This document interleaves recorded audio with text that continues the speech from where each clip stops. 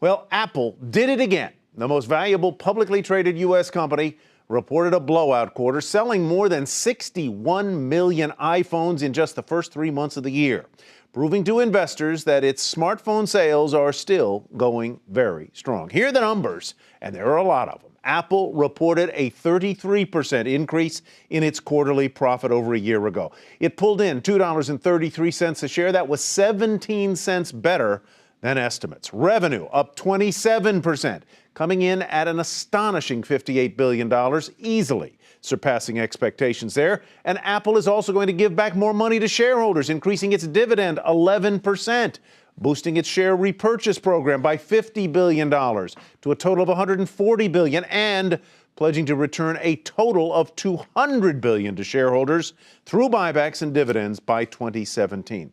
And how about that cash hoard? It now stands or sits at $194 billion. And investors initially sent shares to a new high in after-hours trading. Josh Lipton now with more on Apple's earnings and what Tim Cook told him earlier today.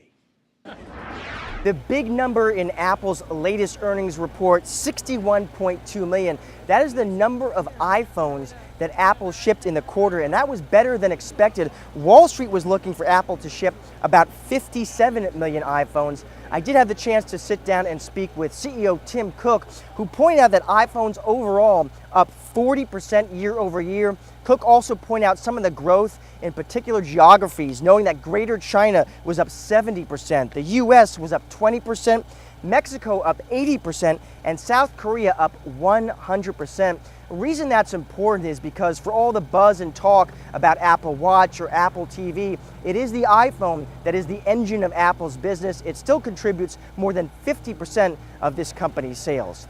For Nightly Business Report, I'm Josh Lipton in Cupertino, California.